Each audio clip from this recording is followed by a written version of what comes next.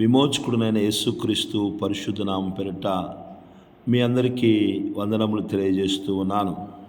దేవుడు నిశ్చయముగా మిమ్ములను మీ కుటుంబాలను బహుగా ఆశీర్వదించునుగాక. విశేషమైన తన కృపచేత దేవుడు నింపి మిమ్మల్ని అందరినీ నడిపించునుగాక. ఆమెన్. దేవుడైన యెహోవా మీకు తోడై ఉండి మీ కార్యములన్నిటినీ సఫలపరచునుగాక. ఆమెన్. దేవుని బిడ్డారా, ఈ ఉదయకాల సమయంలో చదవబడిన లేఖన భాగంలో నుంచి కొద్ది మాటలను మనం ధ్యానం చేసుకుందాం. ఆమోసు గ్రంథము 4వ అధ్యాయము 9-10 వచనాలు మనం చూసినట్లయితే, దేవుని ప్రజలారా, ఈ భాగంలో ఇశ్రాయేలీయుల యొక్క పాపములను బట్టి దేవుడు వారిని శిక్షిస్తూ, దేవుడు వారి మీదకి కొన్ని తెగుళ్లను, కొన్ని కరువులను వాళ్ళ మీదకి పంపిస్తూ ఉన్నాడు. ఈ చదవబడిన భాగంలో మనం చూసినట్లయితే 2 రకాలైన తెగుళ్లను దేవుడు వారి మీదకి పంపిస్తూ ఉన్నాడు. మొట్టమొదటిగా దేవుడు చేస్తున్న పని ఏంటంటే, వారి పాపమును బట్టి, దోషమును బట్టి, వారి యొక్క అవిధేయతను బట్టి పట్టణంలో ఆహారం లేకుండా చేస్తూ ఉన్నాడు. అదేవిధముగా మరి ఆయన చేస్తున్న పని ఏంటంటే, రెండోదిగా వాన లేకుండా చేస్తూ ఉన్నాడు. కొన్ని సమయాల్లో వాన లేకుండా, కొన్ని స్థలాల్లో వాన ఎక్కువయ్యేలాగా చేస్తూ ఉన్నాడు. వర్షము అంటే పంటలను సరిగా పండకుండా చేసే పరిస్థితులు. ఇక్కడ చూసినట్లయితే మనము దేవుని బిడ్డలారా, పండిన పంట ఫలాలకు వచ్చిన దాన్ని ఏం చేస్తున్నాడంటే 9వ వచనంలో, మరియు మీ సస్యములను ఎండు తెగులు చేతను, కాటుకు చేతను నేను పాడు చేసి, గొంగళి పురుగు వచ్చి మీ విస్తారమైన వనములను, ద్రాక్ష తోటలను, అంజూరపు చెట్లను, ఒలివ చెట్లను తినివేసెను, అయినను మీరు నా తట్టు తిరిగిన వారు కాదు. అంటే ఫలించిన వాటన్నిటిని కూడా తినేసేలాగా తెగుళ్లను ఆయన పంపిస్తున్నట్లు మనం చూస్తూ ఉన్నాం.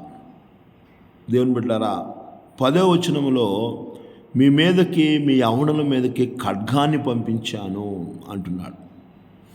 ఈ ఉదయకాల సమయంలో గమనించండి, ఇవన్నీ దేవుడు ఎందుకు పంపిస్తూ ఉన్నాడంటే, వారి యొక్క తప్పును, వారి యొక్క పాపమును, వారి యొక్క అవిధేయతను తెలుసుకొని వారందరూ కూడా దేవుని వైపు తిరుగుతారనే ఒక ఆలోచన చేతనే దేవుడు చేస్తూ ఉన్నాడు. దేవుని బిడ్డలారా, గమనించండి, ఇవన్నీ కూడా ఎందుకు దేవుడు చేస్తున్నాడు అంటే, కోపములో వారిని శిక్షించాలని, కనీసం ఈ శిక్షలు తెలుసుకోనైనా వారు దేవుని వైపు తిరుగుతారనే ఒక ఆలోచన దేవునిది.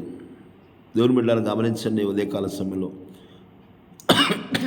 ఆయన ఎండిపోయేలాగా చేస్తూ ఉన్నాడు. ఆయన ఎక్కువైపోయి పాడైపోయేలాగా చేస్తూ ఉన్నాడు. ఆయన తెగుళ్ళు చేత వాటిని తినివేసేలాగా చేస్తూ ఉన్నాడు. పంటను కూడా తినివేసేలాగా చేస్తూ ఉన్నాడు. దేవుడు పడుతున్న వేదన ఏంటంటే, ఆయనను మీరు నా తట్టు తిరిగిన వారు కారు అంటున్నాడు ఆయన.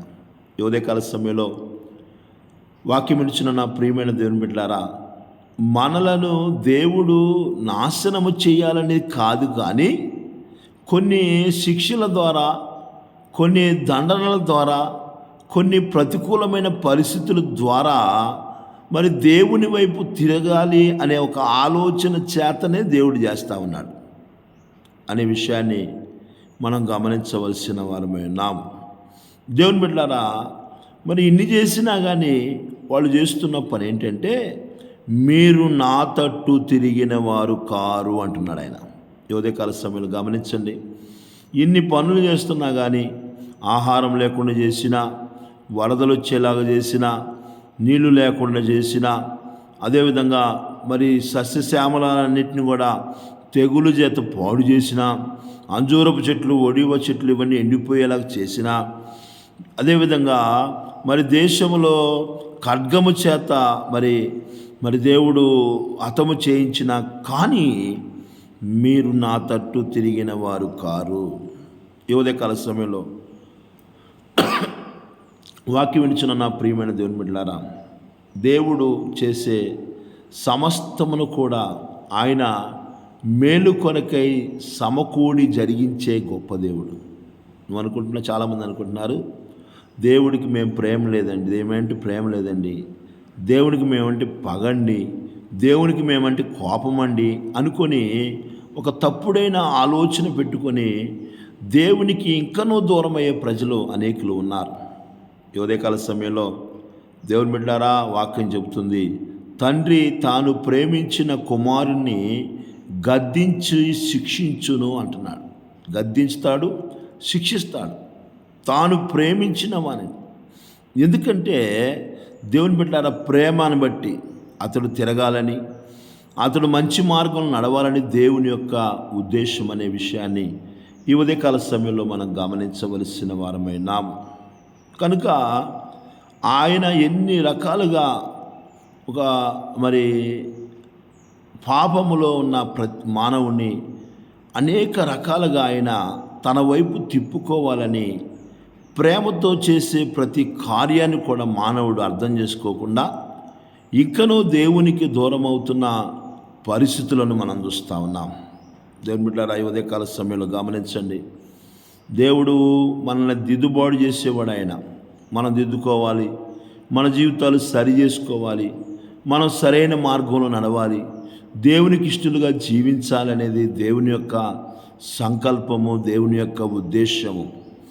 దేవుని బిడ్డలారా గమనించండి, దానిని మనము మంచిగా స్వీకరించి ఆయన చెబుతున్న దానిని మనము విని ఆయనకు లోబడే జీవితాన్ని మనం కలిగి ఉన్నప్పుడు, ఆయన యొద్దకు మనం వచ్చినప్పుడు నిశ్చయముగా దేవుడు మనల్ని ఆశీర్వదిస్తాడు. ఆశీర్వదించే దేవుడు ఆయన, శపించే దేవుడు కాదు. దేవుని బిడ్డలారా, మనల్ని ప్రేమించే దేవుడు ఆయన, ప్రేమించే దేవుడు. అటువంటి దేవుని దగ్గరికి మనం వస్తున్నప్పుడు నిశ్చయంగా దేవుడు మనల్ని ఆశీర్వదిస్తాడనే విషయాన్ని దేవుడు మనతో మాట్లాడుతున్నాడు.